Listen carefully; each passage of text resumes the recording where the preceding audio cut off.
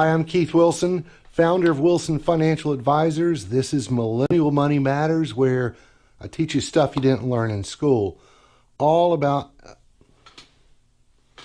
I just noticed that plant in the monitor. Hold on, it needs something. Just a little TLC. So what this plant needs is water. Something basic. That's better.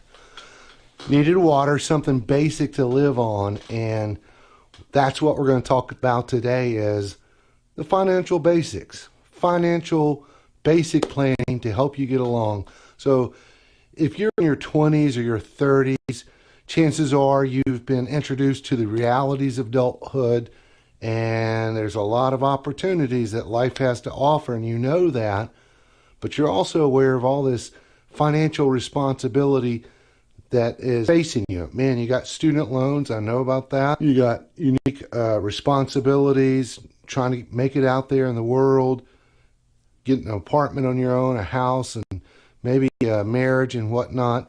All of this is coming down on you, and there's a lot of things you may not be aware of.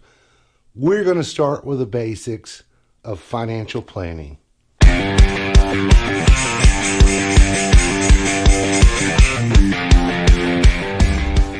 So first you got to figure out your financial goals, and what are they? You know, setting goals in life is very, very important, and it's really important when it comes to your financial matters. Over time, these goals are going to change. Life changes on you, your needs are going to change. But step one, ask yourself these questions. Number one, what are your short-term goals? For example, do you need a new car? You want to take a vacation? These are short-term goals within a year or two to expect to spend this money. What are your intermediate term goals? And that would be maybe buying a home. Maybe you want to get out of the apartment, build some equity in the home and a house. So that would be intermediate. Long-term goals would be saving for a child's college. Retirement would be a long-term goal. Next, ask yourself, how important is it to you to achieve each of these goals? And last, how much are you going to need for each one of these goals? Now, once you have a clear picture of these goals, then you can establish a budget that will help you reach that target. All right, the next step is you got to build a budget, and budget sounds like it's a bad word and it's no fun. It's not. But you got to know the parameters of what you're spending on. Here's what I think is an easy way to do it. Most everybody these days does online banking, and you can actually export from your bank online in an Excel spreadsheet on a monthly basis of what you're spending. Take some time, export it to an Excel spreadsheet, and then itemize, all right, all these things we're eating out, restaurants and fast food or whatnot. All these things were entertainment, movies or whatever you do. And then all these things were living expenses. When you itemize those categories, then you can get a handle on, gee whiz, I spent way too much, I spent more money eating out than I did buying groceries coming in to the house. So get a handle on that budget, look at what you're spending the most on, and look at ways that you can kind of cut that down. All right, after you've taken a look at your budget and you figured out where is this money going and ways that you can trim down, it's time to establish an emergency fund. So an emergency fund is something you save, set aside. You don't want to invest that because that can fluctuate. You want it safe and readily available to you. That's called being liquid.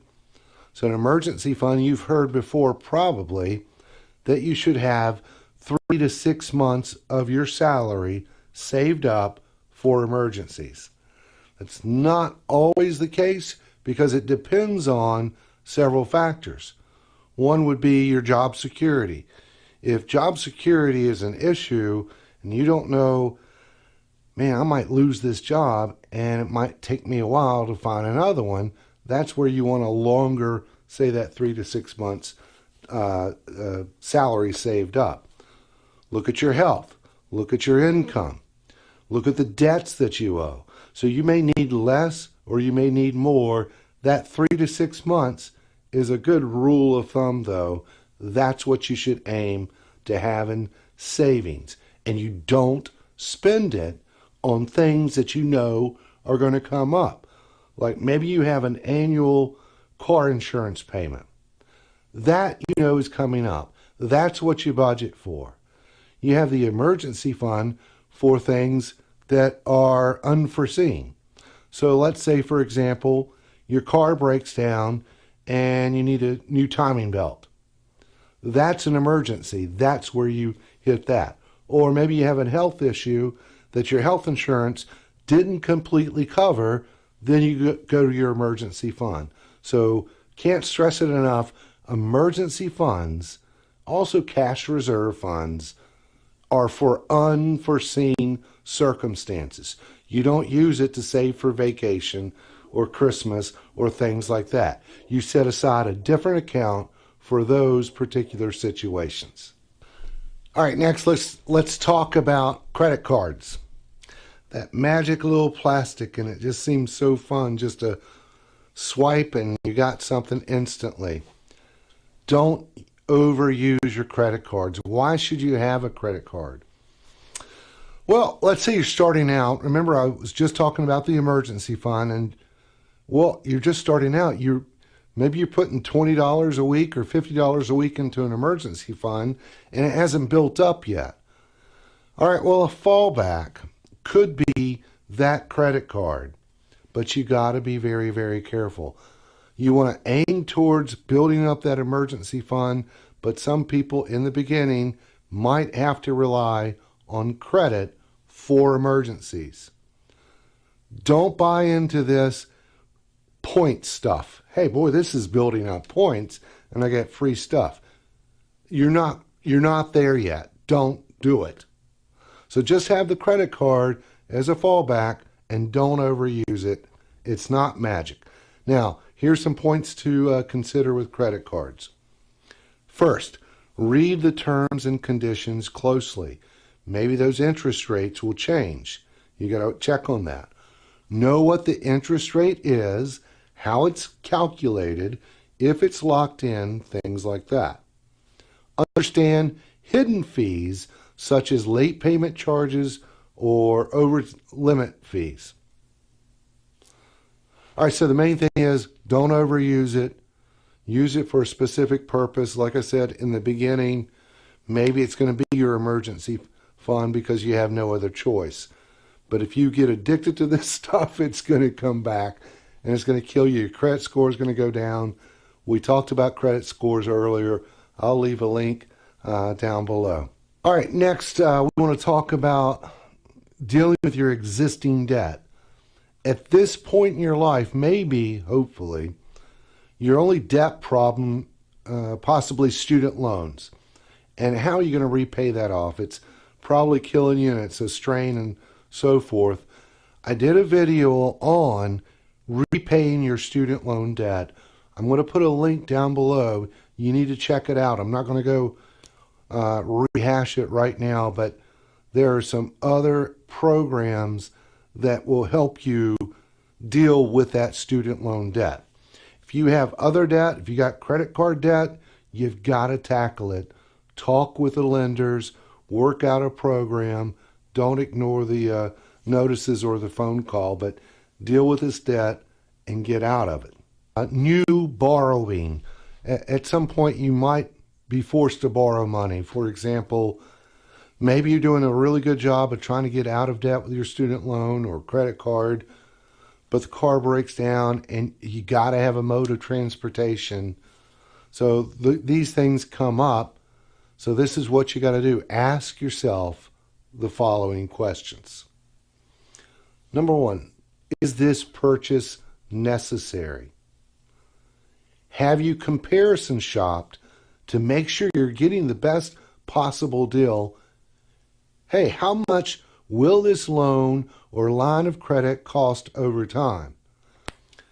Next, can you afford to add another monthly payment to your budget? We talked about budgeting before. You got to look at what's coming in, what's going out, and then what's left over goes to emergency funds. Next, will the interest rate change if you miss a payment? So a lot of times that happens. Next, are your personal finances in good shape at this time, or should you wait to borrow until you've paid off an existing debt? Lastly, about borrowing, weigh your pre-existing debt against your need to borrow more and determine whether this is a wise decision at this particular point in your life.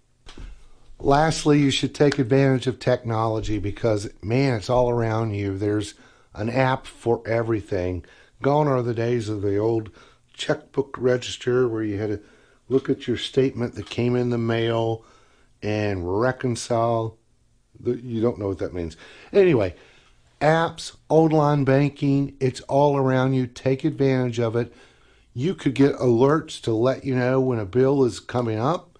You could do, with online banking, you could set up automatic bill pay.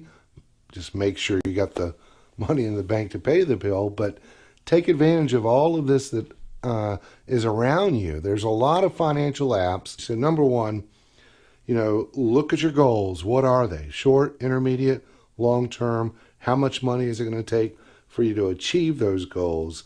Create an emergency fund. Very important. Set up a budget. Know what's coming in, what's going out. Are you spending unwisely? So these are kind of the basics. Just like my poor plant over here needed basic water to live, you need some basic financial planning, and this is a start for you. Check out the links below for other items that I mentioned. Don't forget to subscribe, and Jack, I hope you're listening.